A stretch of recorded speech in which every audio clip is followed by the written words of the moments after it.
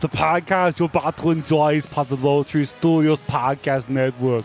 To enjoy great podcasts like this one, go now to the LOWTREEstudios.com. And remember, get to the podcast.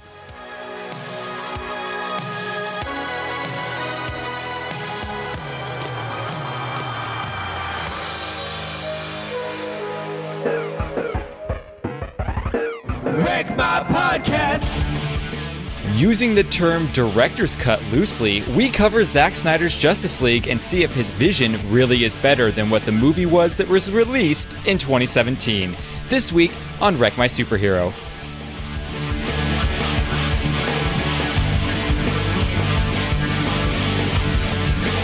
Wreck My Podcast!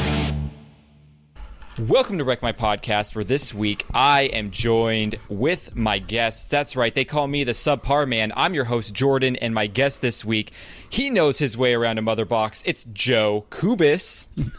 Why would you send the boy Wonder to do a man's job? I know what part he liked. My other guest is, his superpower is being Kreger. Yeah, that's it. That's all I can do. Just be me. And we're joined this week with a super special guest. He's the Sultan of Superheroes, the Grandmaster of Graphic Novels, and the commander of the Comic Book Rundown podcast. It's Joe Janero. Man, I'll take all those titles. Appreciate it. Thank you. Yeah, we brought on a legitimate professional. Well, and I must say, as out of segment shows that you are friends of and I'm on, we befriended you first, and I feel like we know you the best too. You know, there are other people who have claims to be all up on your genitalia, but I had to see they are on your genitalia. We own the key to the chastity belt. I paid them to, Yes, you did. gobble my cock, but Yeah, it's just what it is. You did like the perfect marketing campaign. You paid them money to promote your podcast, but you promoted other podcasts with your money, so they promoted you even more. It was like the perfect scheme. Well, I am on the Geek Ultimate Alliance. I am part of that network, so technically I promoted myself there too. But We'll just go with you honeypotted them. That's fine. Yeah. So this week we're talking about Zack Snyder's Justice League, which I think is the real name of it, right? It's official Zack title, Snyder's yep. Justice. Okay, cool. And that came out just recently, March 18th, 2021. So if you're listening to this like a year later, it's last week for us, last Thursday. But now for you, it could be whenever in the future. That's how time works, I guess. But time is relevant. I don't know. These listeners afterwards, they're slackers and out if you're here. in Alabama, time is a relative. Yep. So Joe Janero hosts a podcast called the Comic Book Rundown Podcast. He just showed us on his video. Unfortunately, this week we're not doing video, but he just showed us his giant wall of comics. Like, how many comics or graphic novels do you think you own right now, Okay, Joe? so comics-wise, let me pull out my number. I've got over 10,000. Oh, dang. That is with single issues and graphic novels combined. So Okay. Didn't you just get rid of a bunch too? I haven't taken them out of the system yet, so I'm getting rid of probably close to 800 to 1,000. Yeah, you're the reason why I was able to read Lock and Key before I watched the TV show, because you were kind enough to send Wreck My Podcast a giant box of comics, Yes. and that was one of them. Yes. So super cool. So he's going to be coming out with a new season too. Oh, yeah. I'm looking forward to that. So basically, your comics books is like Elon Musk's money in rice. Sure, we'll go with that. Yeah, totally. But yeah, we're super big fans of yours. So behind the curtain a little bit, I've started a new job. They've kind of like been pushing me to do more and more recently, so I haven't had a lot of time to listen to podcasts.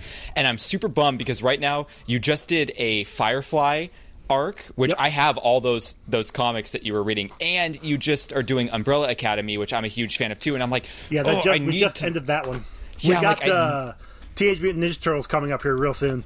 So many good ones you're doing back to back to back that are like things that I actually know. Because sometimes you do like the older comic books, so I'm like, I don't really know it off the top of my head, so I need to listen to learn. But like these ones, I'm like, no, I read these. I want to listen. Well, and the funny thing is, we touch on. I mean, obviously Marvel, DC, they're the big guns. But here recently, we've been hitting a lot of the other companies. You know, so you got your Firefly, the Umbrella Academy, the Lock and Key, the Turtles, the I think one that starts out that just started coming out Monday was called Crowded. That's a lesser known from the Image. I'm pretty sure it's Image. Cool. Line. Like it's just we're going to get back to DC Marvel because that's my bread and butter. But I'm really enjoying reading these other companies' books because they're so well written and they're smaller in stature. You can literally just pick it up from issue 1 and read the 6 issues, and there you go. What is? Do you happen to know what the Power Grid Power Rangers is? That Image or is that under one of? Oh, that's Boom. Okay, yeah. Cool. And so cool. we'll hit those at some point in time. Speaking of Power Rangers, I'm also on a network called Geek Ultimate Alliance where I have a Power Rangers podcast. Yeah. There you go. There you go. Yeah, check out all these things. You know what's something that was pretty cool that I did this last weekend? So we've been doing some spring cleaning, and we're cleaning out our garage, and we found an old box in there, and inside of it was like 4 or 5 Buffy the Vampire Slayer graphic novels. Ooh, nice. You find the one where Buffy and Angel, and like Buffy ends up getting superpowers in the comics pretty much, like even more than she had originally, and they go into space and they make love in space, and it creates a universe. Find that comic. Wow. Okay. I haven't read that one. Yeah. Speaking of Buffy and Angel, how are we comparing this to Joss Whedon? Oh my gosh. Okay, before we get into that, let's not start there. The first thing I want to say is this could get a little confusing because we have 2 Joes on the podcast. Yeah, so buddy. I think what we'll say is Joe will be Silver Age Joe Regular Kubis, Joe. and Joe Janero will be the new 52 Joe. I'll take it. So there's 2 other options. You could just call me Janero. That works too. Or, there you go. No, yeah, just You know do what? Janero. I got it. We'll call Joe Janero Joe, and we'll call Cubis Mr. J. I'm sure he'll like that. Before we talk about this though, I want to do a little Jordan explains the movie. Okay, so this is a 4-hour movie, so you might think my explanation of the plot is going to be long. Actually, I'm trying to do it in under a minute, and I think I've done it. So let's see Hold on. if I want to get my timer out. Yeah, so let me time this. Okay. Yeah. So let's see if I can actually do this in under a minute because I really dumbed down the plot of this movie for this. Okay, I'm ready. Okay. All right, so here we go. Right?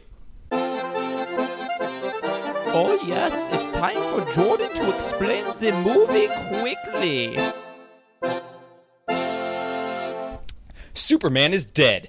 Batman tries to form a team to stop Darkseid, from destroying the planet. There's a lot of fighting and death as Darkseid's warrior, Steppenwolf, tries to locate the Infinity Stones, Mother Boxes, so they can bring about an apocalyptic destruction. After 3.5 hours of this, we finally see the heroes win after some time travel shenanigans. Yes, we're still talking about Justice League and not Infinity War. We're treated to a heaping dose of epilogue ADD that could mean something huge for the DCEU, or it could literally mean nothing because this is technically not canon. So why the heck did we just watch all of this? End of movie. 30 seconds. Gee, I wonder what Jordan's feelings are. Is this Okay. not considered No, I know. canon? No, this is not considered canon. Yeah, it's technically Zack Snyder, once he got the okay to have this cut come out, he basically said, my movies are my universe. Whatever, because the DCEU kind of moved away from what he was doing, the other directors were like, okay, well, we'll pick and choose what we want to follow, which is why at the end of this movie, you've got Aquaman hopping in that truck and leaving, and at the beginning of Aquaman, you have him showing up in that truck, same truck. And then, obviously, Shazam is its own thing. Yeah. Although the director, David Sandberg, said he's literally just piggybacked off of what he knew from the Snyder Cut. And then the Wonder Woman movies are kind of their own universe anyway. So Yeah, you take Wonder them all as Woman. their own thing. Wonder Woman 1984 didn't even take into account anything else. Oh my No. gosh. That movie was a thing all on its own. Also, I have a question for Joe. Which After watching this, I still don't know which came first, Justice League or the Aquaman movie in chronological order. I don't know which this one is supposed to. Yeah, So Aquaman's supposed to be after this. So this okay, movie, that makes more sense. this is what we should have gotten in 2017, but because of Zack Snyder's daughter committing suicide, he had to step down. So that's when they had Joss Whedon come in, and we got the Abomination that we got. Yeah. No, Abomination was in Dawn of Justice. No, Abomination was in Hulk. Oh, you're right. What was the name of the dude in Dawn of Doomsday. Justice? Doomsday. Yeah. That's his name. Jeez, Jordan. Swear Sorry. to God. Sorry. Hey, I'm a Marvel guy. Sorry. No, you're fine. It's all good. So this movie would have came first, and this is also why it's its own universe, because the way that the Atlanteans talk in Aquaman is completely different than what they talk in Zack Snyder's Justice League. Didn't Mira's accent change between the two movies as well? It changed between her, what she saw, or what she did In Justice League. pre-COVID to what she did in when they filmed there at the nightmare scene, because Oh my gosh. they filmed 4 years apart. I know, that's got to be trippy there. But Yeah. okay, Also, she hot. She's a trash person, but yeah, she's hot. Oh, that's speaking sad. of trash people, little tangent. I forgot Gina Carano was in the Deadpool movie, the first one. I totally forgot. She was in Yeah. it. And then I rewatched it. I was like, oh yeah, she's in this. She's another one that was hot back then. I'm like, oh yeah, she's. I never thought she was that hot. She's a I little bit thought she too. She was a little bit too. Muscular. I'd let her beat me down. I was like, what's the right way to say this? But she's just a little bit too, as the great Austin Powers would say, she does look a bit mannish. I don't think so. I agree with Joe. I think she's quite attractive. Yeah. All right. So before we talk about this movie, I think the first thing I want to ask is get everyone's opinion on it of what they thought. So let's start with Krager real quick here. Krager, after watching this movie, what did you think? I enjoyed it. It was a bit long. Also, my viewing experience of this wasn't the best because I started it yesterday and I woke up early to play softball, so I was pretty tired. So I got 45 minutes in, fell asleep, and I woke up with about hour and a half, 2 hours left. So finished that, and then this morning I went back and rewatched last hour. what I missed. So I got everything. It's a little bit jumbled, but like. When it first started, I'm like, this is really slow. I'm not sure if I'm liking this, but I like the fact that we got we got more information on everyone, and I like that a lot. We learned a lot more, because I rewatched Justice League late last year, and I was all like, I don't like all these people. Is like, oh, they're here, and it's like, okay, you're not really that attached or know much about them, and I like the story of this one way better than the original Justice League. Mm-hmm. And also, I watched it with Stacy, and she had never seen any of the other DC movies, really. And so I was like, the biggest thing is we don't have the abomination of Henry Cavill's face. She's like, what are you talking about? I showed her a picture. She's like, wait, that's a screenshot from the film? I'm like, yes, that was a screenshot from the film. That was a bad decision for that movie for sure. Not the only bad decision. The mustache. What I understand is, like, did it really cost them that much time and money to fix it for the Snyder cut? Like, why couldn't they have done that in the original Justice League? And the other thing that always wasn't there reshoots? There was so little backstory here. When Whedon came on, they reshot 80% of the movie. And he So was it was already basically a working whole on new another movie. film and had the mustache, and he Yeah, couldn't he was get doing rid of Mission it because it was Impossible. part Yeah. of his character for the other Which film. is funny because he did reshoots for the Whedon cut, and then Tom Cruise broke his leg and was out for 10 months. So he could have and then drew it back. Yep. Jeez. What movie That's was he the working industry. on with Tom Cruise? Fallout. Mission Impossible. Fallout? Oh. Mission Impossible. Yeah, I haven't seen a Mission Impossible since, what is it, number 3? I've seen 4. That's the last one I saw. If you've Ghost ever Protocol. seen, Protocol? if you've ever seen any Tom Cruise action movie, you have seen all of the Mission Impossible. Sure, but I don't watch them. They're still cool. No, no, Mission Impossible movies are great. Yeah, not touching. They're trash. I entertaining. love- The for second sure. one was kind of meh. Also because we never stay on topic. Who remembers the N64 Mission Impossible game? And you could do the cheat codes and make their heads really big. It was No, amazing. that was GoldenEye, I thought. You could No, also do it GoldenEye with did have Mission big Impossible. heads. You could No. do it with both. Really? I do not remember the Mission Impossible. Then it was Mission Impossible in 64 game. It was quite fun. That's pretty cool. So, Krager, you enjoyed it, I'm taking. I actually did. It was. Okay. I'm not sure if it helped watching it kind of throughout 2 days or if it hurt I it. watched it over 2 days. It's hard to sit through 4 hours of a movie. I could have sat through it if honestly I was fighting so it wasn't the fact the movie was boring. I was just so dang tired. Still a little bit of jet lag, working a lot, and then I woke up early yesterday. We go play softball, and I realized how out of shape I am, and yay! But no, What happened to but- that but- unstoppable welcome to endurance? Yeah, that exactly. endless Yeah. endurance over here. while I'm playing, little it's reality there. check, isn't When it? when I get on the couch, it's a little bit different. All right, so Krager liked it. Joe Kubis, what did you think of this movie? I liked it as well. I thought it was way better than the first one. I thought it was entertaining. I do agree with Krager. It's long, and there are parts where it's a little bit of a slow burn.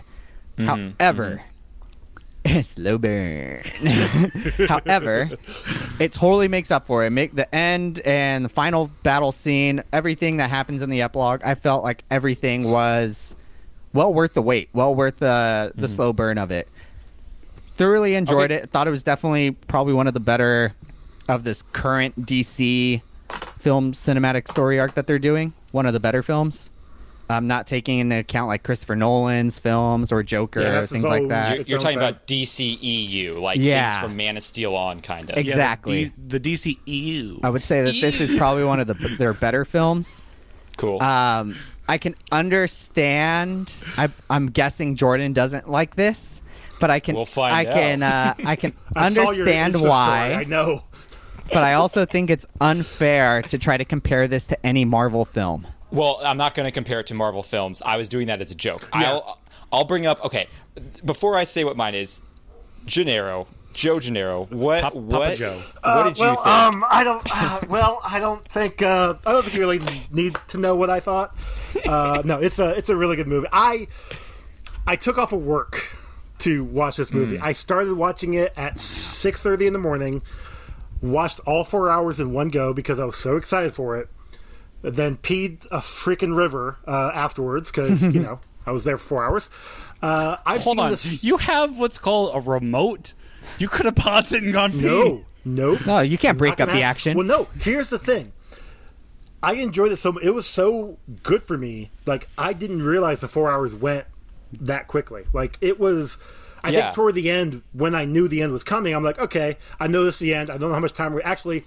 I knew I had 10 minutes left because my PlayStation at the 4 hour mark decided to tell me, hey, if you don't do something, make a movement in 10 minutes, it's going to shut off.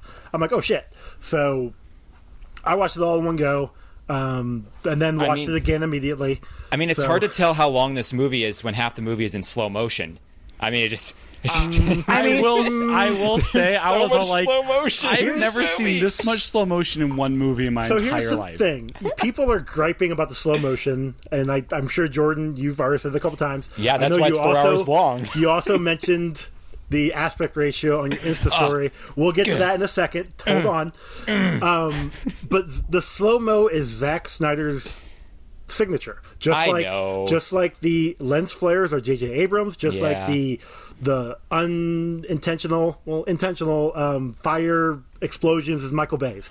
That's just what he does. Yeah, but the thing is, in like things like 300, it like added to it because it's during fight sequences. There were slow motions of like, hey, Lois Lane is like walking across like a garden. Yeah, okay, slow motion. Like we don't need slow motion for that. No, you're not wrong. There was definitely a lot of excess slow motion. Yeah, but there was definitely times where it worked. I will say though that in regards to the length, yes, it's long.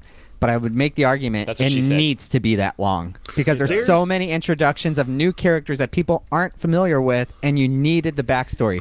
That is something that was missing in the 2017 version. Yes. But do all these characters need to be introduced in this movie? You could because otherwise, how else would you know? Movies. Yeah, but no, you're not going to have 3 Justice League. Well, yeah, obviously there's going to be another one. Spoiler alert. We have 3 Avengers movies. Now, hold on about the Avengers. I will say, they could have made this a two movie thing. No. Here's why. Yeah, you can't. Yeah, you can't make it a 2 movie. The first 2 hours, it's just all build up, but doesn't really go anywhere. I mean, it does go anywhere, but it's all leading up to the last 2 hours. Theoretically, women should love this. Lots of foreplay. I mean, without the full 4 hour in background, how else would we know, for people who aren't huge DC fans, how else would we know how awesome of a character Cyborg actually is? Yeah. See, and that's the thing.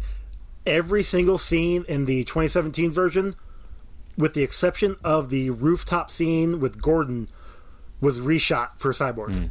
Ray Fisher had to reshoot every single scene. And I feel so bad for him because he got, basically got the shit end of the stick with the 2017 version when this version is so much better. So he could be proud with this version. He was. Both Cyborg and Flash, their arcs in this movie were just amazing. Oh, yeah. And so this movie had the difficulty of introducing 3 new characters. Flash, Cyborg, and Aquaman. The problem with the Aquaman stuff, though, was we already have a movie because it came out what would have been after this. So we already have that movie. We already have his background. We don't really. I felt his part in this wasn't. I didn't connect with it as well. Don't get me wrong. Jason Momoa is awesome. He still did an amazing job. But because we had never seen Flash and Cyborg stuff, I connected with those two a hell of a lot more. Can you answer a question for me about Aquaman? Sure can. In this movie, if we cut Aquaman out of it, would it have changed anything? Because I don't think he was integral to the plot one bit. He was there to take his shirt off a bunch. That's great. And to, like, say, my man, which I say all the time. I do even too. But, like, did he do anything? I don't think he did anything to further the plot along. Guys, wait. He saved... Yeah, he slowed down water for a few seconds. Yeah, so he saved them in the tunnels. Okay. And then he was very integral in the fight there at the end. One, because he stabbed Superman was pwning him on his own. Like, he was. Superman didn't need anyone's help. But Superman was busy trying to take apart the mother boxes. I would also say that one thing that this movie did very well, which I think a lot of DC movies fail at, which Marvel has done a great job at, it gave a good backstory and it provided a purpose for Steppenwolf, the villain. A lot of DC movies don't do that. And Steppenwolf was a bit better in this one. Don't you mean horny Thanos? No, that's Darkseid. No, that's great Thanos. Oh. Anyway. So, Joe. Yeah, you're right. Joe, you really like this movie. Like, this is like, you're amped. Compared to... Myself, personally, I rate it about a 8.5. Maybe a 9. It's close to the 9. There are some flaws. Every movie has flaws. There's never going to be a perfect 10 movie. But it's probably my favorite DC movie at the moment. Okay, cool. I will tell you my thoughts. I just felt like I wasted 4 hours of my life, and I did not like this movie one bit. I was so okay. So can we get into here's okay. let me tell you first. I can tell you one thing that will make this movie better. No, let him do his stuff. Let him do his programming. One small joke. Look, I know how I've been holding this in since we started talking about slow motion. Wait a minute, Jordan. Before you say everything wrong with this movie, do you at least think it was better than 2017's version? Okay, so here's the thing, and this is one of the reasons why I don't like this version as much.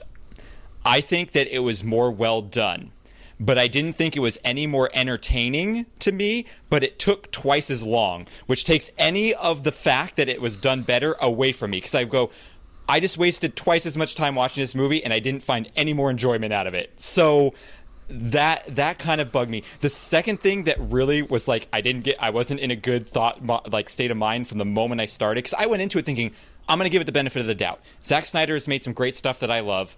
Let's see what he can do with this.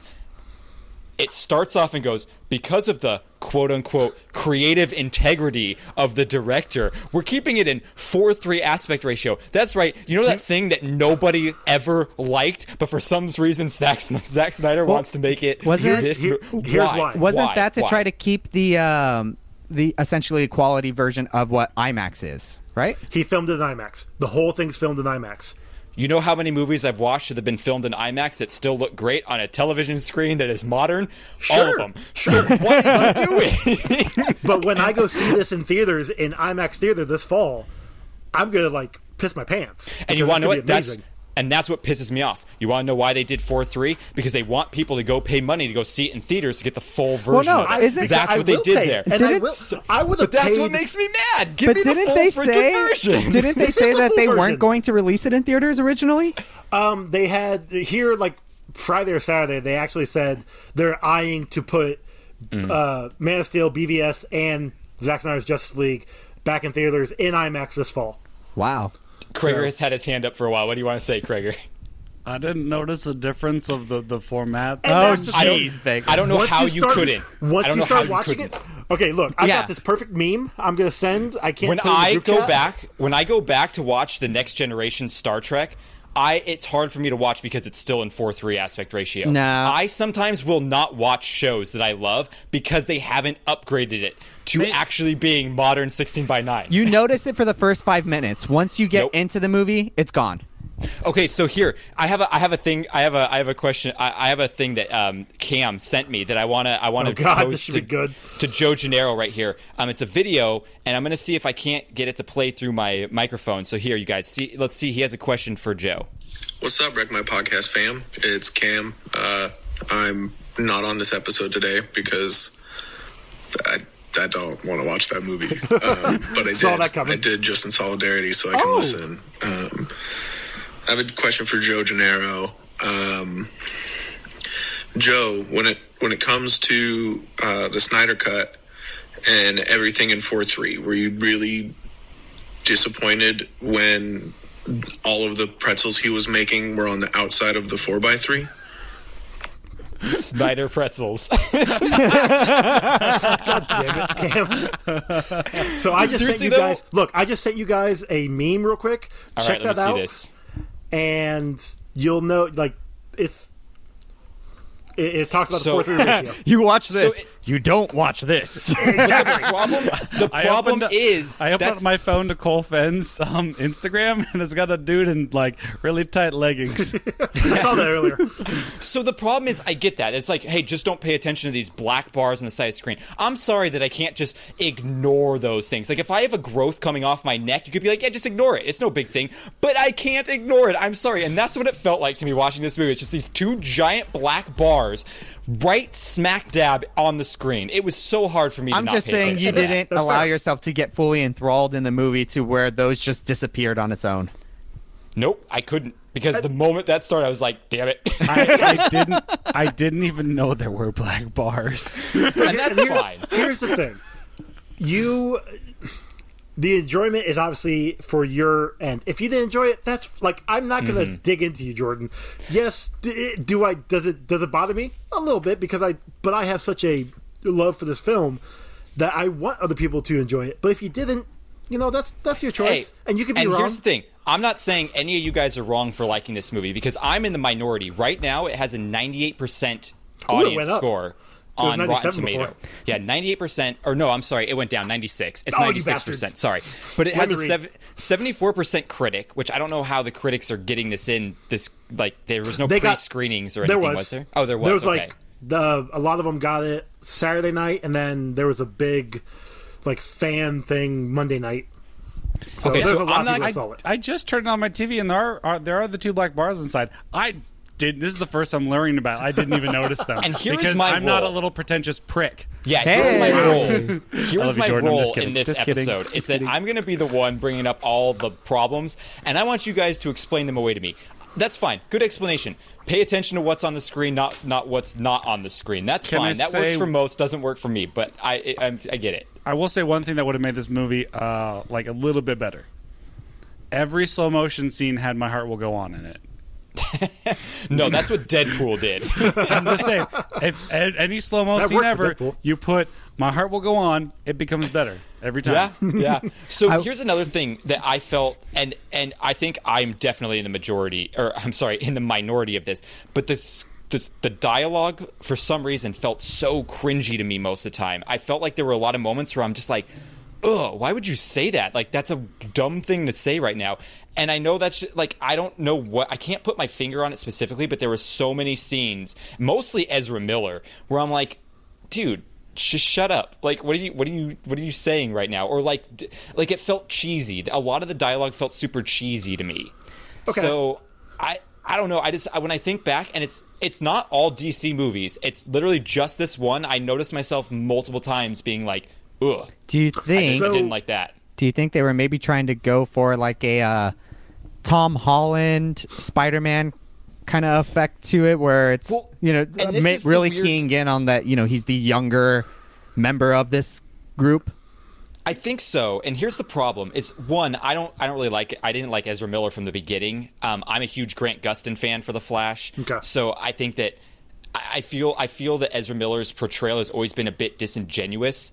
And that's just me. But I feel like they amped it up. And the problem was in this one, the juxtaposition was even more, because in the Joss Whedon version, he made it funnier and more Marvel, and it kind of fit this theme, fit that way a little bit more, because Batman was trying to make jokes and Alfred was making jokes and Wonder Woman was making jokes. But now he's like the only one making jokes, and they aren't really funny to me, where I'm just kind of like, can we tighten it up a little bit, man? Just like shut up and do things. I think that's what plays well. Exactly. These guys are serious in what they're trying to do, and he is this Batman's newcomer. defending Gotham for 20 years. Mm-hmm. He's over that shit. So he shouldn't be... One of the reasons why I hated the 2017 version was because of all the jokes everybody's making, because they tried to make it a Marvel movie. No, this was never supposed to be a Marvel film. This universe is more grounded in reality. Not grounded in reality. It's one of those, if an alien came down to Earth, this is what would happen. This is what everybody would do. Versus, this multi-million-dollar man just decided to build a suit and armor himself up, and everybody's like, okay, cool. Wait a sec. That's exactly what Batman said he did. They're like, what's your superpower, Batman? I'm rich. It's the same thing. Yeah, it's Iron Man. I'll tell you the reason why I liked it. The reason why I liked it and why you can't really compare it to Marvel. Marvel is... they're fun movies. They're fun. And they're made to be that way. Yeah, they're family friendly. You can bring your kids to watch Marvel. I would not recommend bringing your kids to watch this. Well, can we talk about the R rating a little bit right now? Because I feel like the R rating was a tad bit gratuitous.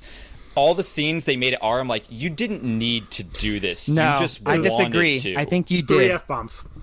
And That's but not a not lot. only You could have that, taken those out. Not only that, I mean, no, there were people. Leave one in. No, the violence was amped up. There were people getting sliced in half. Yeah, Wonder Woman's throwing people against the wall, and you see the blood splatter on the wall. Yeah, except for that one time that dude got his thrown against the rock, and there was blood and brain matter, but yet he was still talking and breathing and functioning. He's Atlantean. He's Atlantean. He's got different function. I would argue. Sure. I would argue you need the R rating, because without it, it becomes the Marvel fun film, where this seems much more a superhero movie for adults. And see, and there you go. If you've got this R-rated version of Justice League, if you wanted a PG-13 rating, watch the Avengers 2017 version. I'm only ever going to watch it one more time, and that's going to be when we cover rundown reviews in 5 years. Yeah. And that'll be the last time I ever watch that film. Krager, what do you got going on, Krager? When did they say the F word? Oh, Batman says it twice. The dude at the beginning, when he's trying to kill the little kid, says it. Yep. Batman says it at the end, and Cyborg says it somewhere when he's talking to Wonder Woman. Yeah. So he's like, "Fuck everybody else." Gregor, did you fall asleep? Oh, I remember Cyborg, but don't remember. I would have remembered Superman saying it. I feel Superman didn't say it. Batman and Superman never says it. Oh, yeah, Batman and one of the terrorists at the beginning that Wonder Woman kills. Which, speaking of that scene, that Wonder Woman scene, they pretty much just took the fight scene from the White House in Wonder Woman 1984 and transplanted it into this movie. The choreography was almost identical. Well, to be fair, this came out first. Yeah. I know, I get that. Well, but what I'm saying is, I mean, you're correct. They should have taken that out of 84 then, if they were going to put it in this one, because it's almost identical. You know what they should have done is taken the 84 movie and just not made it. No, there's some good things in 84. Really? There's good things up to the 25-minute mark, and then from that point on, it kind of falls apart. That's really what happens. It falls apart from that point on. It's rough. Yeah. Joe, what did you think about the clearly added scene of Gal Gadot working on the statue? No, that was in the other one. Was it really? Yeah, I thought that was. League. Oh, I could have sworn I remembered that from one of the Wonder Woman movies. I was like, oh. The exact same scene was also in Wonder Woman 84, I believe. Yeah. But I will say one thing regarding the Wonder Woman movie. This is your movie, but it could be better. I would say that this Justice League made for a better Wonder Woman movie than 84 did. She had a lot more to do, and if her character was way more prominent got fleshed in this. out a little bit more. Yeah. Actually, everybody's character kind of got flushed out a little more. Yeah. Oh, yeah, you had 2 hours longer to do it, so exactly. I hope so. But here's another thing I want to bring up that kind of was my whole thought, my whole reasoning why I wasn't really looking forward to this movie. It's kind of the principle of it all. I'm like, yeah, any movie could be better if you had the power of hindsight. right? Like, if every movie that was released that didn't do great, they were like, well, now we know why it didn't do great, so let's make a version that's better. And here's my thing, because the infamously Blade Runner, which is why it has 500 director's cut, was not received well, but was supposed to be a better movie. Spider-Man 3 was supposed to be an amazing movie, but because the studio got in there and messed it all up, it now sucks, but it was supposed to be really good because they were going to have Spider-Man 3 and 4 with Sam Raimi and do all that. We have every Dark Phoenix iteration ever made sucks because the studio just wants to get their hands in there. You're not wrong.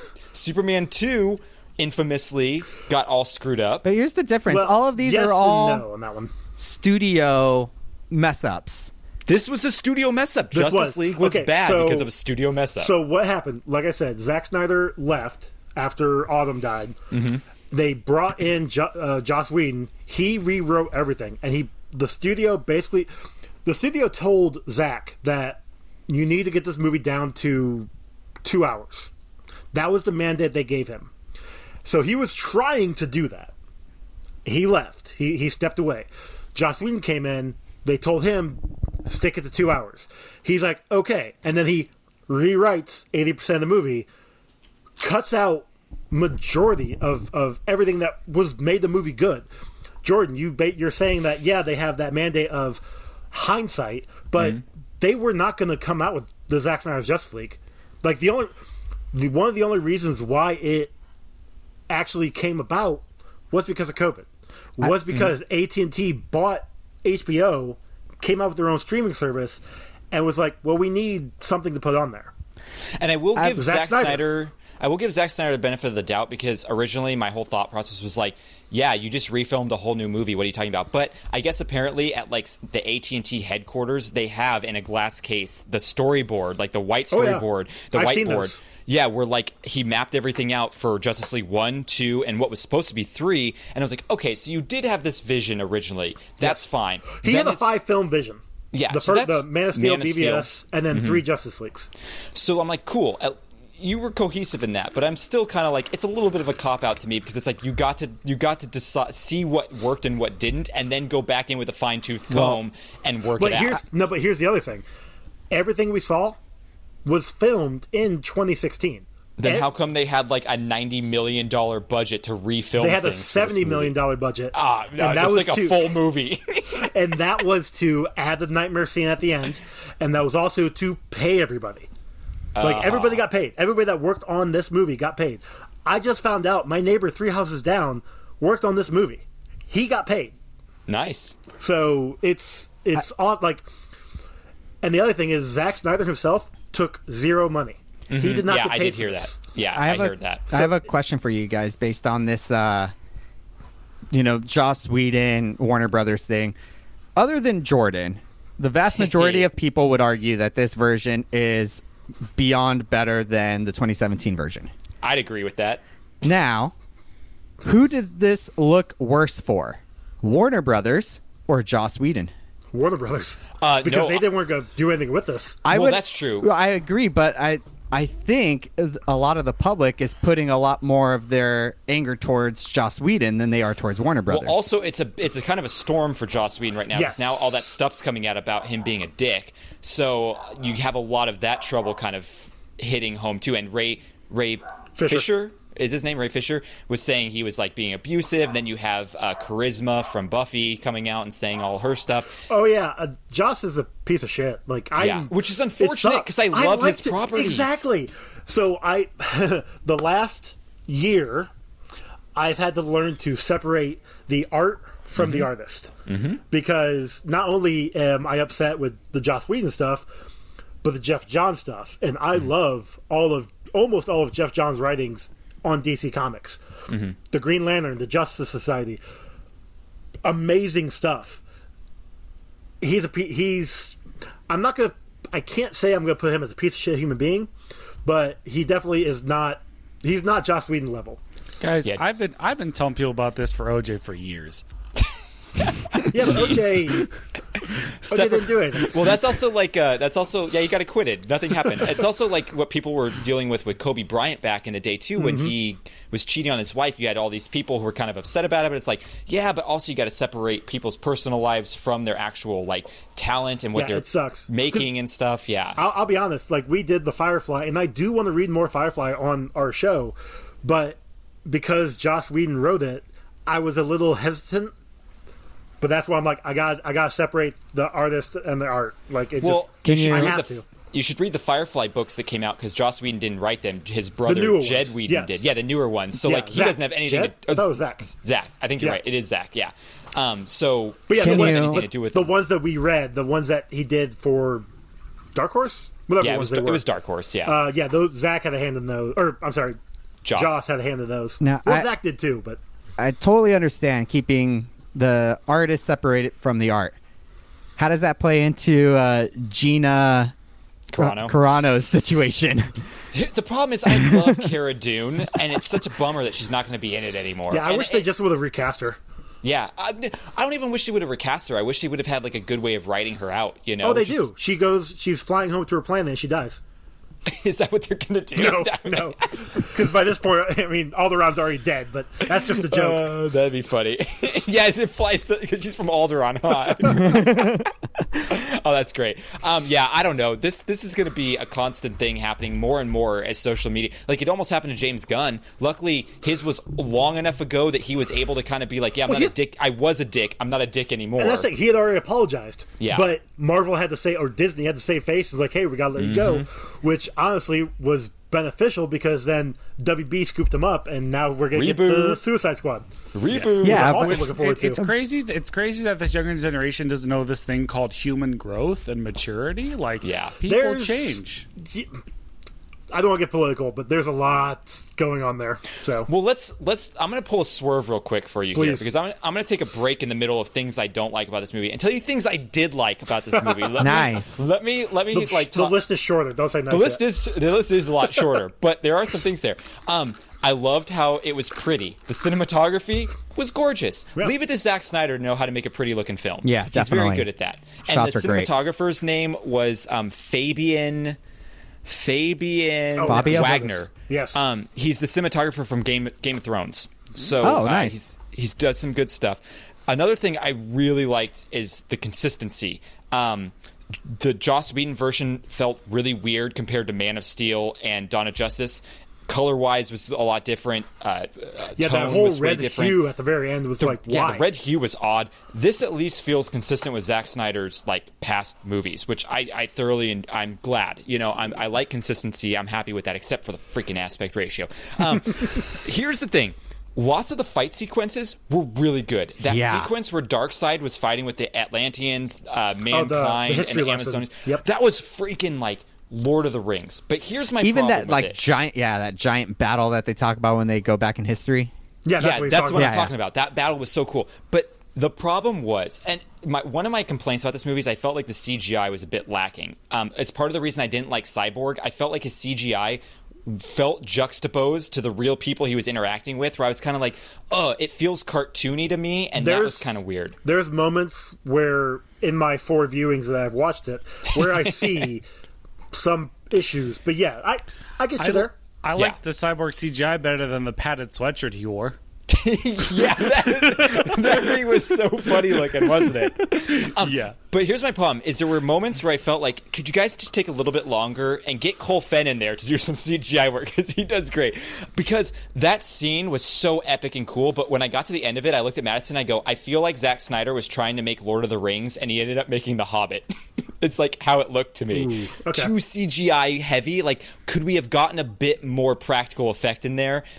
I know that's hard to do with superheroes and stuff, but I mean, if you can do it in Lord of the Rings, can't we? Because it was essentially the same battle as Return of the King at the end there. It was the same battle, but with superheroes and gods and Atlanteans and stuff.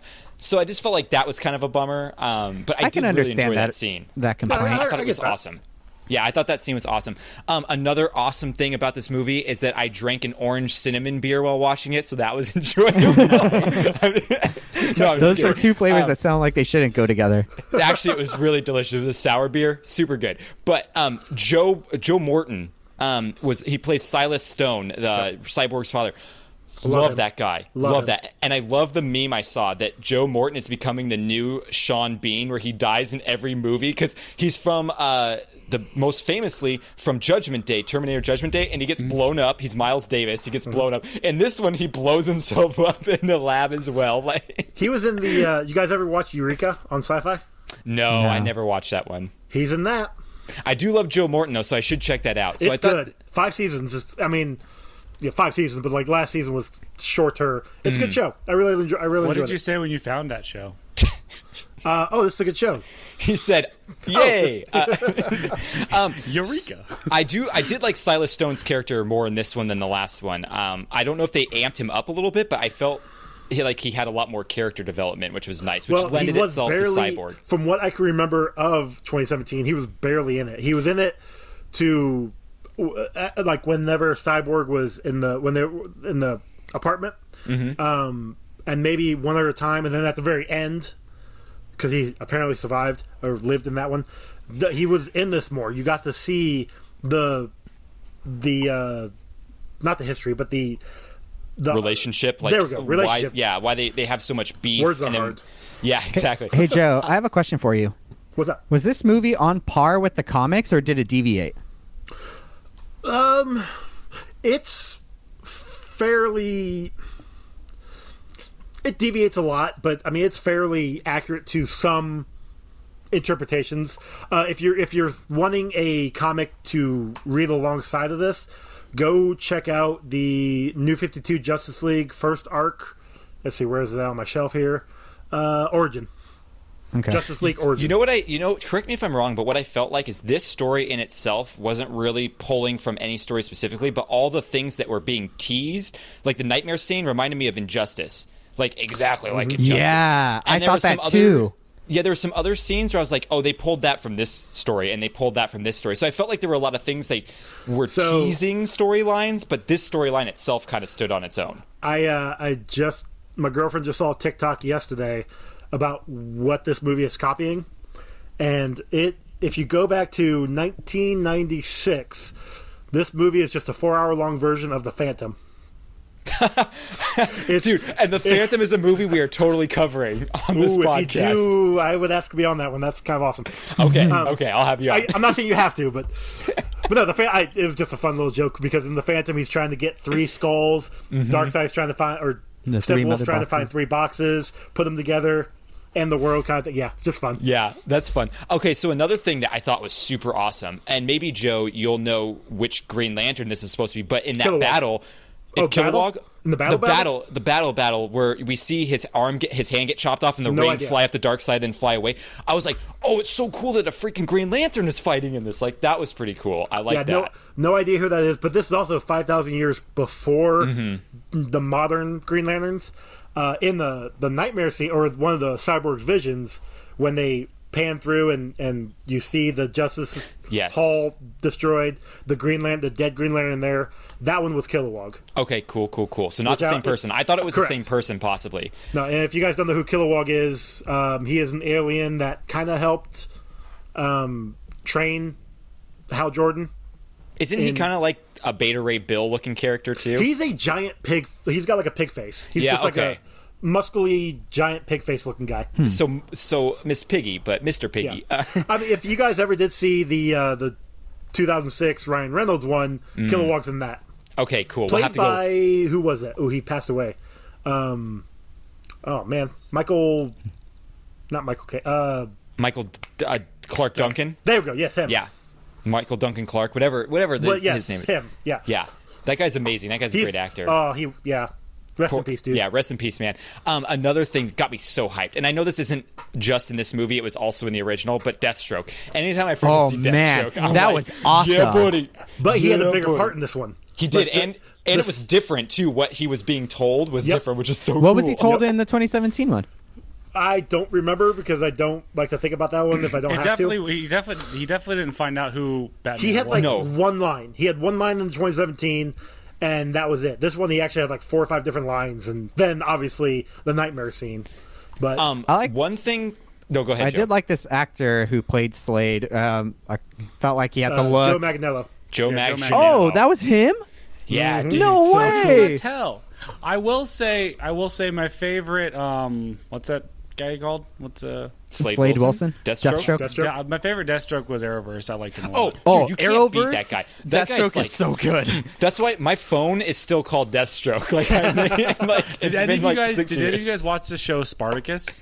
Spartacus. No. That actor was in it. He was really good as well. Yeah, I love that guy so much. Another amp moment, which I thought wasn't as cool for me, but I think for real DC fans, like Joe, I think that you probably freaked out, is when Superman wore his resurrection suit instead of his normal suit. I was like, yeah, this is going to be real cool for fans. I loved it. I knew it was coming.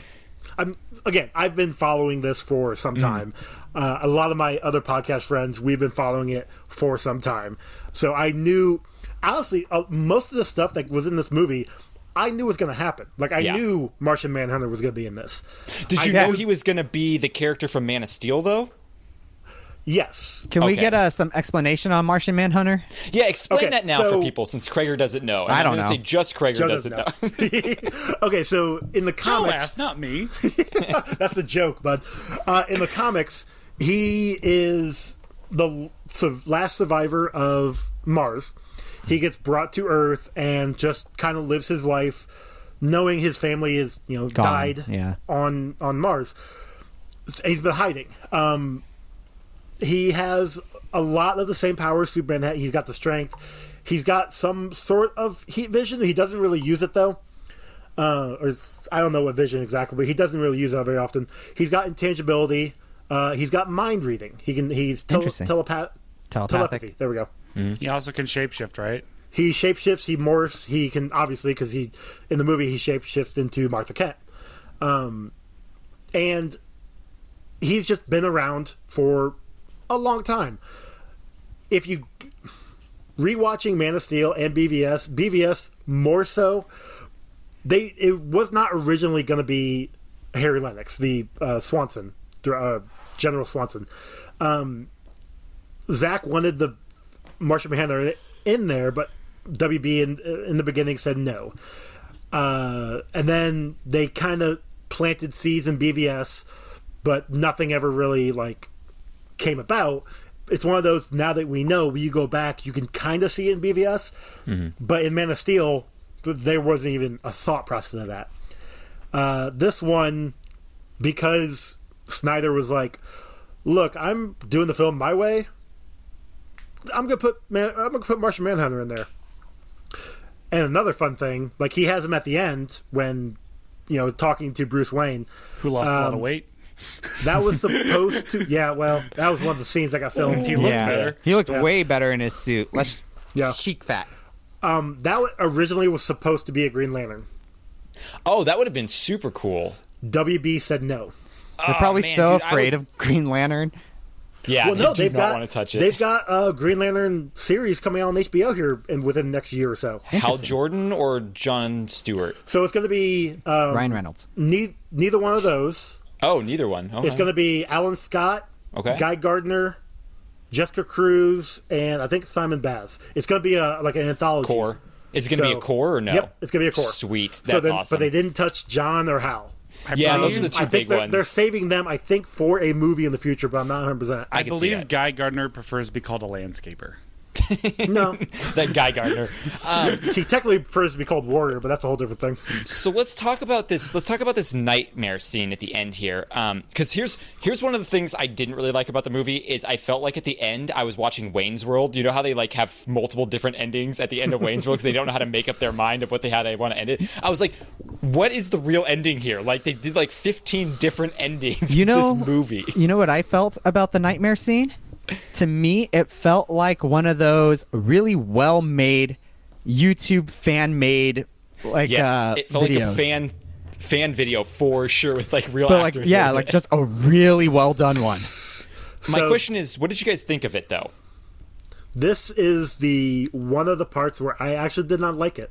Okay, what's your reasoning? This nightmare scene, because I know it took me out of it knowing that when they went and filmed this, it was during COVID. So if you watch it, they're all 6 feet apart. Nobody is near each other. Actually, no one was recorded in the same room. They all were filmed separate locations. No, those Amber Heard, Ray Fisher, Ezra Miller were all there on set. I think with Ben Affleck. Well, Ezra Miller wasn't, because he was filming. He was filming something else. Yeah, that's right. Because he's filming the third Fantastic Beasts. Yeah.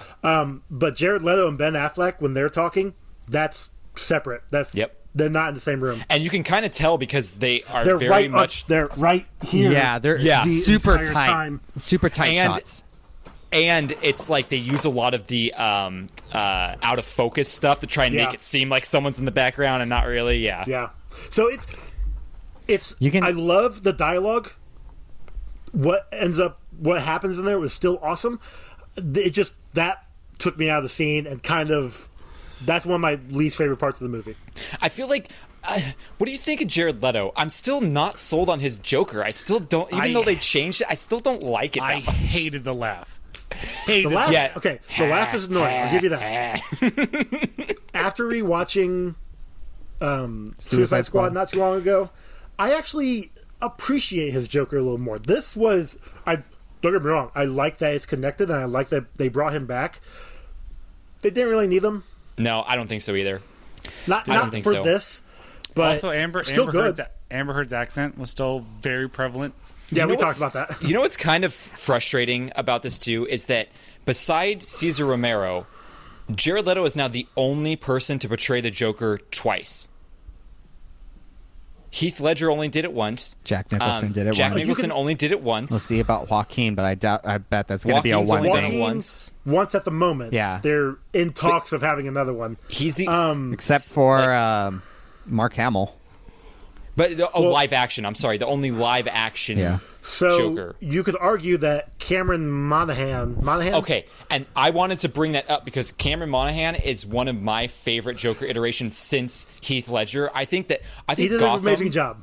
I think Gotham, the TV series, is the most underrated DC thing ever made. So good. I don't think it did well, but I love it. I think it's 5 seasons. They did good for 5 seasons. Is that the kid from the Star Wars video game? Yes, Cal Kestis. He did so good. Oh, that was an awesome game. Why he did great is because he wasn't Joker from the beginning. Correct. He first was Jeremiah, then he turned into Jerome. Then he turned into something else, and then his twin brother ended up becoming the Joker. Yeah, I have yet to watch season 4 and 5. I plan on doing it at some point in time. It's so good, dude. I know. I really did like it. So I'll get to it. I need to go finish it. I think I only got like 2 or 3 seasons. I'm thinking about rewatching it, honestly, because I think it's probably one of the best things DC's done. Only because it's like a what if. Like, it's so out there and weird. I love it. That's what I like about... So DC calls them Elseworlds. Okay, yes. I love those kind of things. I mean, it's essentially just a what if. And I forgot that they have done an Elseworlds in the Arrowverse this like a year or 2 ago. Yes. So, and that's basically, I mean, they also had the Crisis not too long ago, and Crisis is great. Crisis Are we getting Flashpoint? Like, is the Flash movie going to be based off of Flashpoint because of the Flash running back in time in this movie? I think they're trying to work something out to get Grant Gustin in the Flash movie. Yes. Don't quote me on that. Like I said, they're trying to work something out because they're going to have obviously Ezra Miller. They're going to have Ben Affleck Batman. They're going to have Michael Keaton Batman. Yes. They're going to have I can't remember her name that just became Supergirl. Just got the new actress. Oh, after what's her name left? Well, no. It's a different girl. Yeah, Melissa Benoist. She's still doing the show. Yeah, but the show's ending. And Sasha something, I can't remember exactly her name. And then they also have a couple other people. I mean, maybe might get Cyborg back in this one. Who knows? Hey, it's a race to the multiverse right now between Marvel and DC. I have a question. Yeah. Can you watch the World Crisis thing crossover of the WB? Can you watch it by itself without having to watch a bunch of the other stuff? You can. You don't get as much of the impact, honestly. Yeah, okay. Because I've watched a couple seasons of Flash. I've watched like 5 seasons of Arrow, and I really want to like check this out. But I would recommend if you do it, catch up on Arrow first. Yeah, it's mostly because about the Arrow. whole season of Arrow, but leading into the Crisis, is just a lead up into Crisis. Do you have to watch the So- whole thing of Arrow? Because Arrow's freaking long. No, you could watch the last the last least season you season could 8. watch. Yeah, Yeah. watch the last season, and that builds you up to it because the payoff at the end of Crisis has more to do with Arrow than it has Yep. to do with any of the other shows. Yep. Gotcha. Getting back to Jarrod Leto, Okay. I would. Yeah, what do you think, We got Joe? off. I would say I was definitely a little happier with Jarrod Leto's Joker in this than in Justice League. I would still say it's probably the worst adaptation of the Joker, but by no means is it still bad. I still liked it. I still think it's passable, and it still achieved the job that he needed to do. But if you were to compare it to the other Jokers, I still think it's still at the bottom of the totem pole, even though it's not bad. Really, I think the thing that really made that was the topic of discussion for myself. The whole Jason Todd discussion, And Harley Quinn. I love Yeah. the line where I think that's how he even starts it, where he says, "How many alternate universes do you think you've destroyed because you refuse to die?" Yep. Yep. Oh, so good. And that's so. Like I said, the dialogue was amazing. The dialogue's but amazing, and I'm like, the can we acting was just- kind of meh. Can we just? I need to go back and replay Injustice now. I'm so happy you said that, because that's exactly what I thought it was. I thought that Nightmare was the Injustice storyline, but then it wouldn't make sense because the Joker's alive and he's supposed to be dead. Correct. Yeah. Well, that's what starts off a lot And of I that also story. thought Well, maybe Joker the Joker. killing- Yeah, Lois. Joker killing, but then having to decide to kill Joker or not. Yeah. When The it whole- first started, too, I actually thought the Joker was like an imaginary, a projection Oh, of Batman, but like in Dark Knight, the dark, what's Last Night on yeah, Earth. no, the what's Arkham the Asylum video game? games. Arkham Knight. Yeah, the Arkham Arkham Knight. Knight game. But Yeah. that was disproven when Slade acknowledged that the Joker was there too. Yes. I have a question here, and I'm very confused about this. And it's been twice now, or maybe more times, that Bruce Wayne is having these premonitions about this future that Cyborg seems to see in the Mother Box. Why is Bruce Wayne seeing these? Because, like, what is premonizing him? Like, what money. Yeah, he's rich. That's his superpower. My guess is there was something. It would have probably come about in 2 or 3 about why he's having these premonitions, why he's able to see these. They're essentially just dreams, because he keeps waking up. in BVS, he sees Flash coming through. The Flash we see at the end of in the nightmare scene in here, like the suit and everything.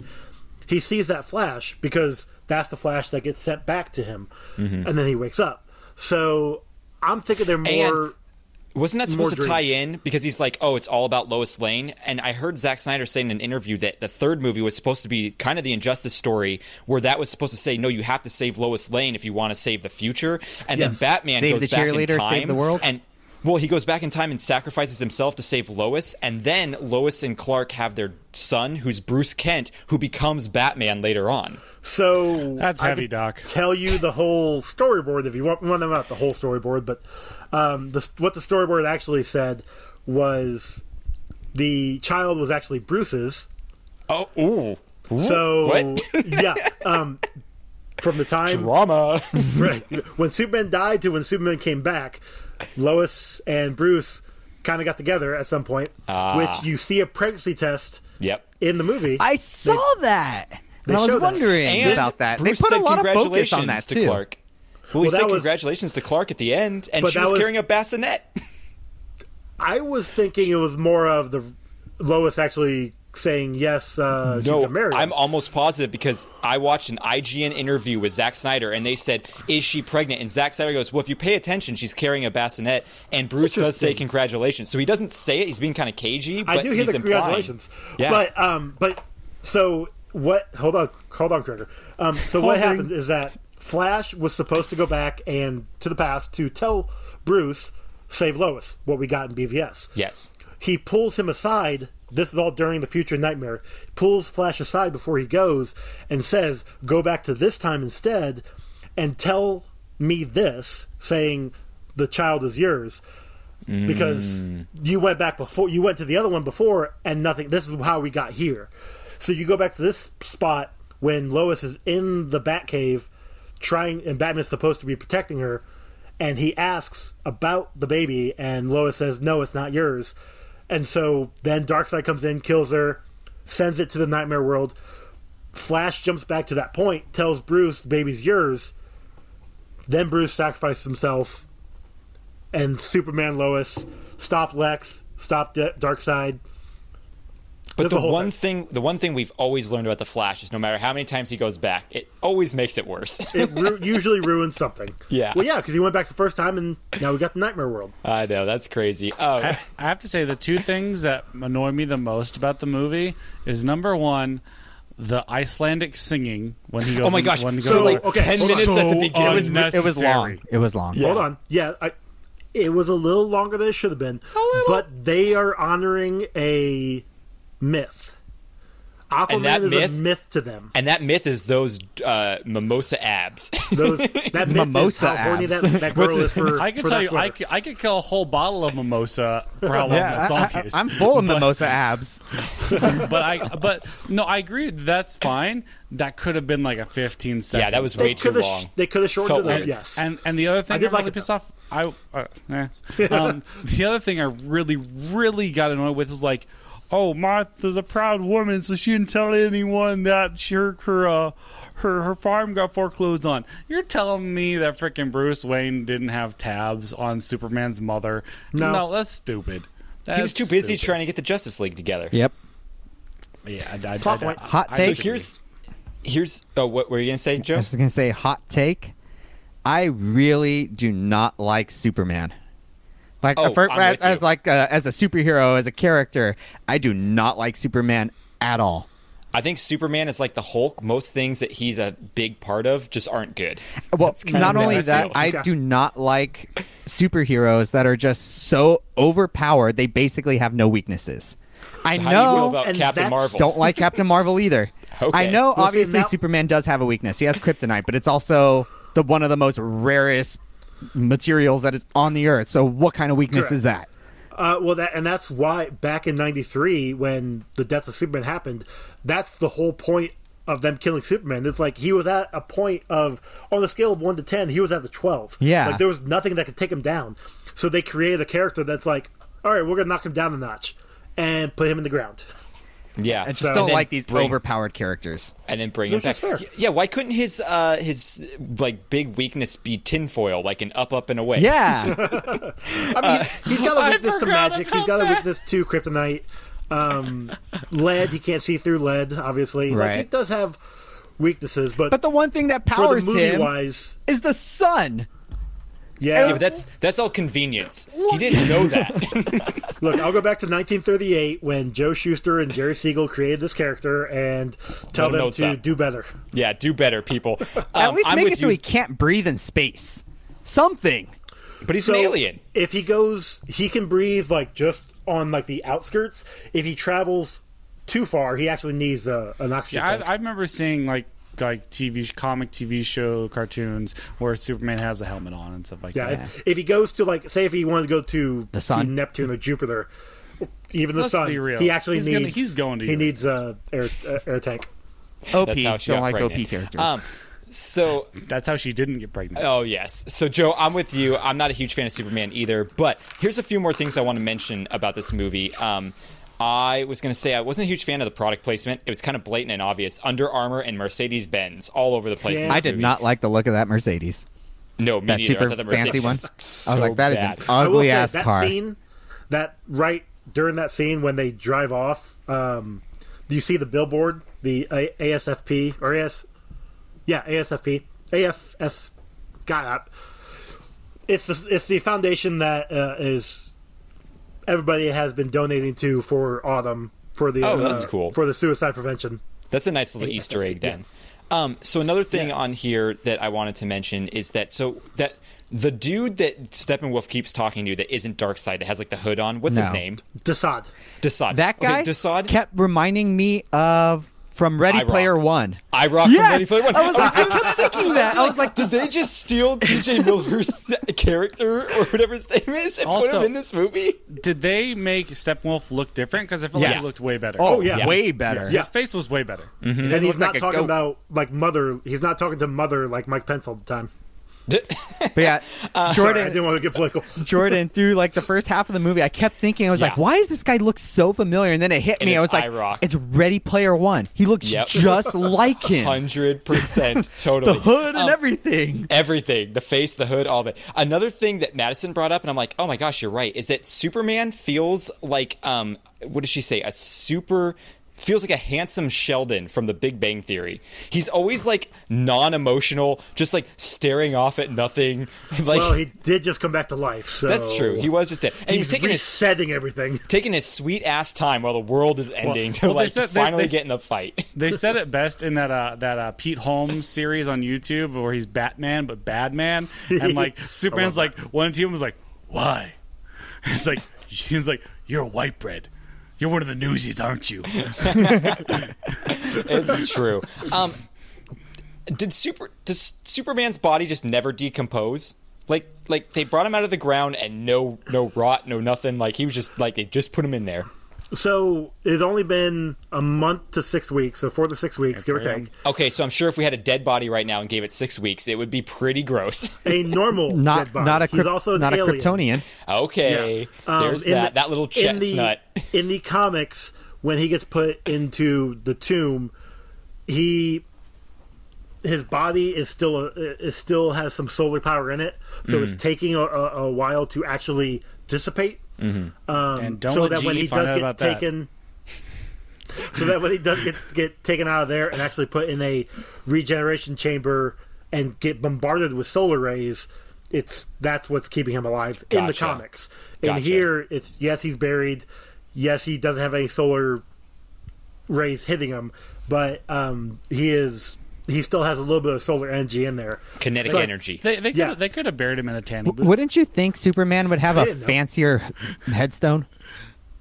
Yeah, right. No, I because mean, he's this is country Clark Kent. boy. Yeah, he's this country is Clark boy. Kent. Yeah, but he's Superman's headstone was Superman. in Metropolis. Oh, that was giant in- statue, yeah. Yeah, exactly. That got busted up by Doomsday. No, wait.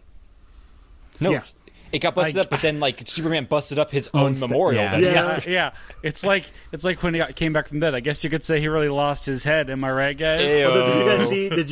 Did you happen to see the Ben Parker. Yep, Ben Parker was on there. I saw that. DC is more honoring to Ben Parker than Marvel. It's so true. Who's Ben Parker? Ben Parker from Spider-Man, bro. Uncle Ben. Uncle Ben. Okay, so two more things here before I will wrap up what I have to say about this movie here. The first thing is, again, we all know I'm not a huge Ezra Miller as a Flash fan.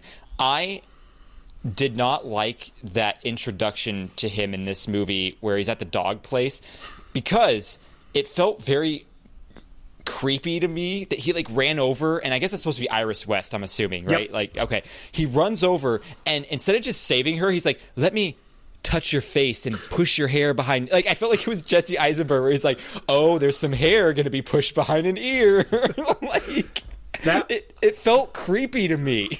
That was weird. I like that he ran out of his do that. shoes.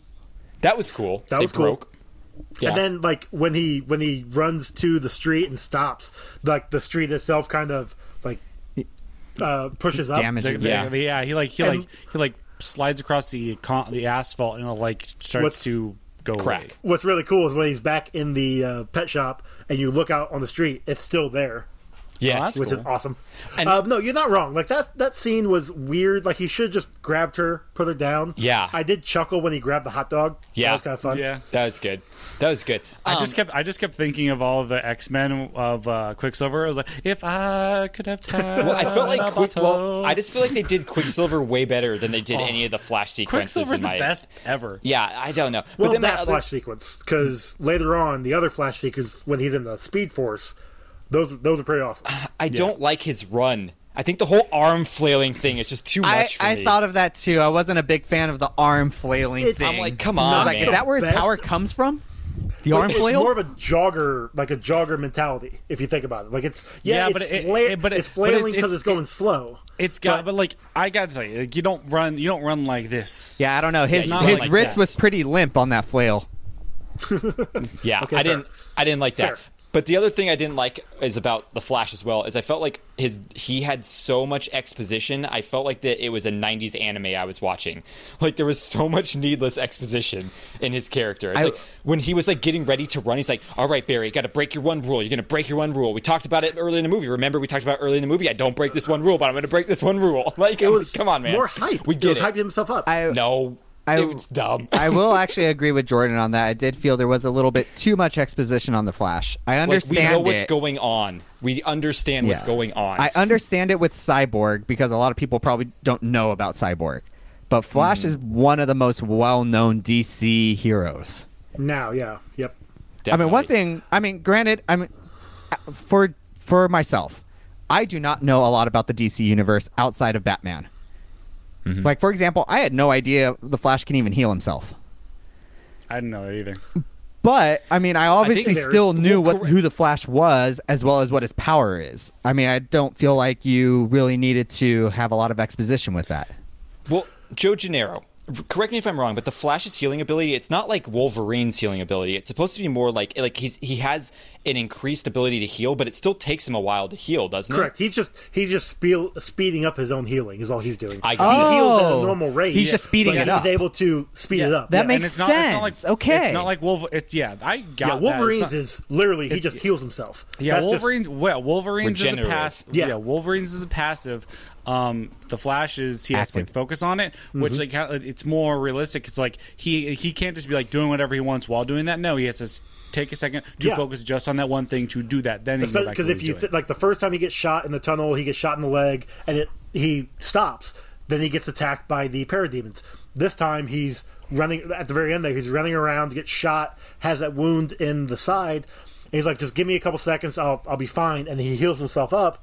By that time, it's too late because the Unity formed and then blew everything up.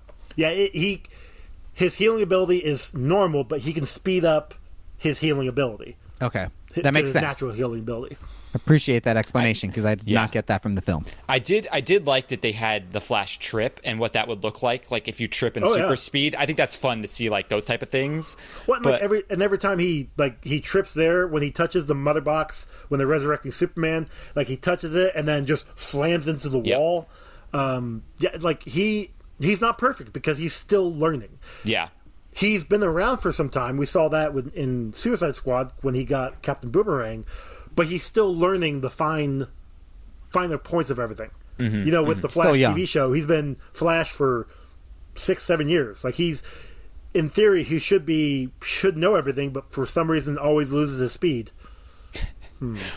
Well, yeah, and every villain he goes up against is another speedster. Yep, exactly.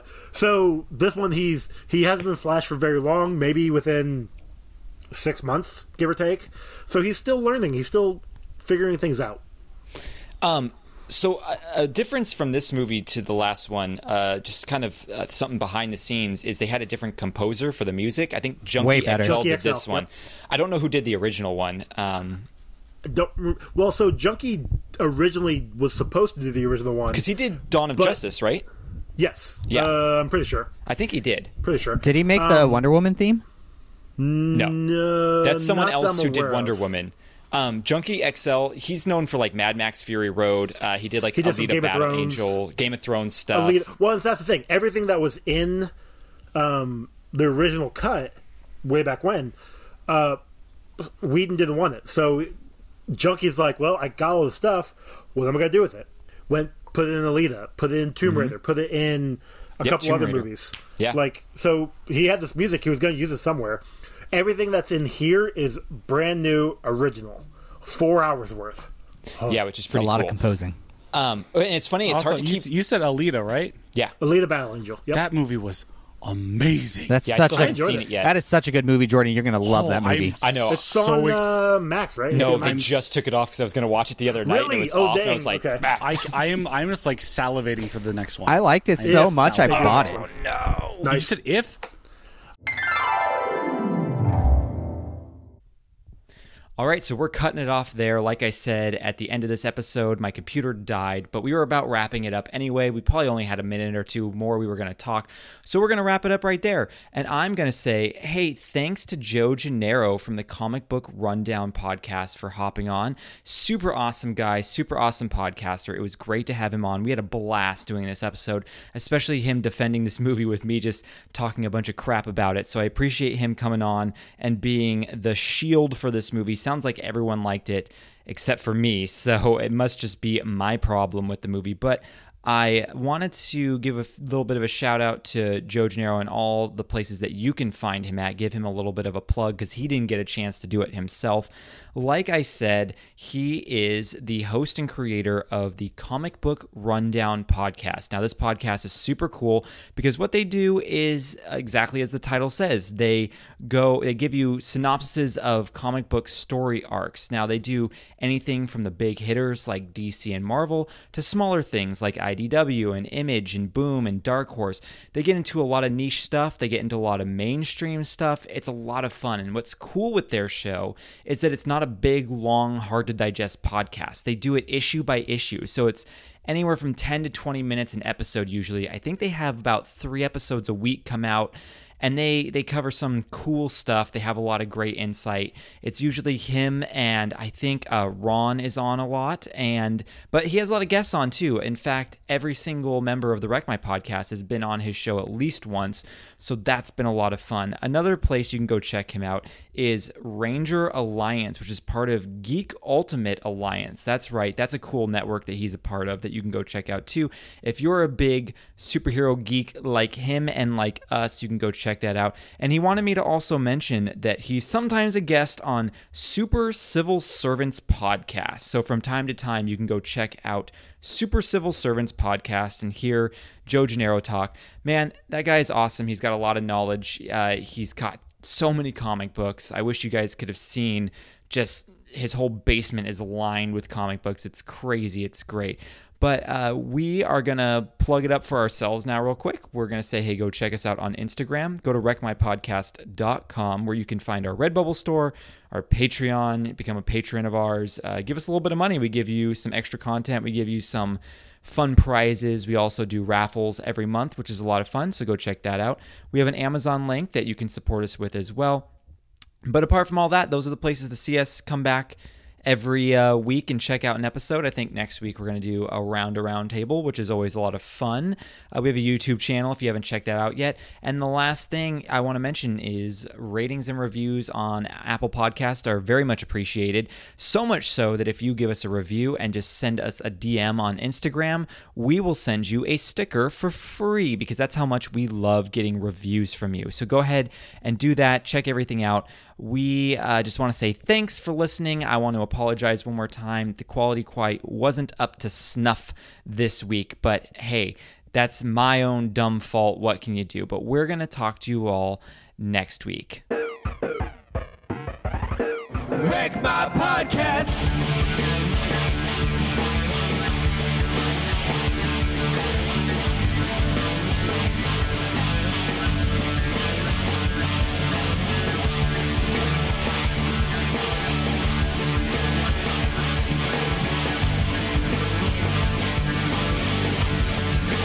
Wreck My Podcast.